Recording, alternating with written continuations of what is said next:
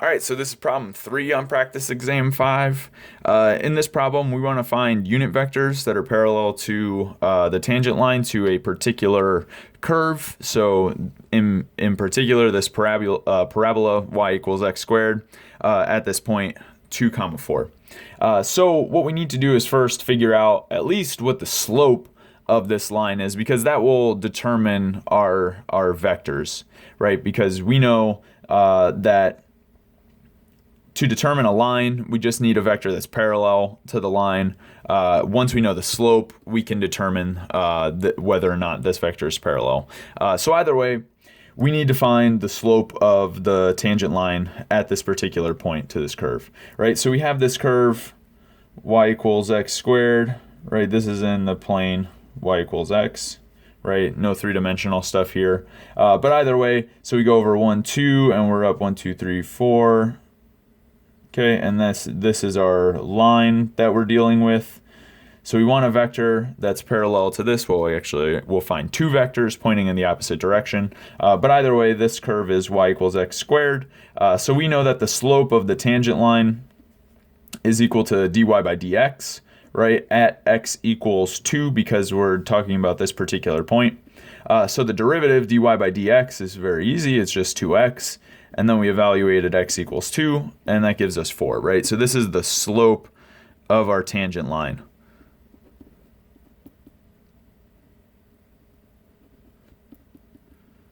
Okay. So now we have the slope of the tangent line. So how do we figure out a vector that is going to be parallel to this? We'll then divide by its length if it's not already length 1 to get a unit vector. But how do we find a vector that has, that's parallel to a line with slope 4? So for example, here's one that works. So here's my vector, v. Right, let me make the first coordinate equal to 1 and the second coordinate equal to 4, right? So this is only a two-dimensional vector, but either way, we're in the plane, so of course it only has 2 dimensions. So why is this vector parallel to this line with slope 4? Well, you can think about it. I mean, this vector has rise over run equal to 4 over 1, so this in some sense has slope 4. So, I mean, either way, that's basically the reasoning. So here's one of them, right? But then there's another one pointing in exactly the opposite direction. We can take a vector like -1, -4, because again, you can do what's the change in the y coordinate, what's the change in the x coordinate, right? So this also has kind of slope 4 in some sense. So these are both parallel to this line. So these are parallel.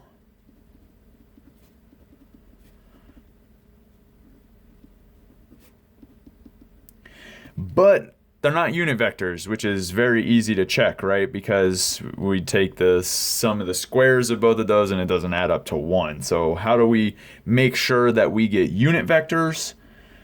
Well, we just take these vectors that we have. They're going to determine the direction, and then we're just going to divide out by the length. So I would take maybe, say, like u1, so this is going to be a unit vector. This is going to be, say, like v1 divided by the length of v1. So I know what v1 is, but what is the length of v1? Well, it's the square root of 1 plus, well, technically 1 squared plus 4 squared, right? So I get 16 plus 1 is 17, so square root is 17. So the components of my first unit vector are going to be 1 over square root of 17. And the second component is going to be 4 over square root of 17. Okay? So that's the first unit vector that's parallel to my tangent line. The second unit vector that's parallel to my tangent line. And these are, in fact, the only two. This is going to be v2 over the length of v2. And so, I mean, this is going to have the same length, of course, because the components are essentially the same. But either way, it's -1, -4. Those are the components of v2. And then we're dividing by the length, which is -1 squared plus -4 squared. And then I take the square root. Of course, that comes out to square root of 17, rather. So then our components look like -1 over square root of 17 minus 4 over square root of 17. All right, cool. So that does it. We found the two unit vectors that are parallel to our tangent line. You can check there, in fact, are no more. So that does it for problem 3.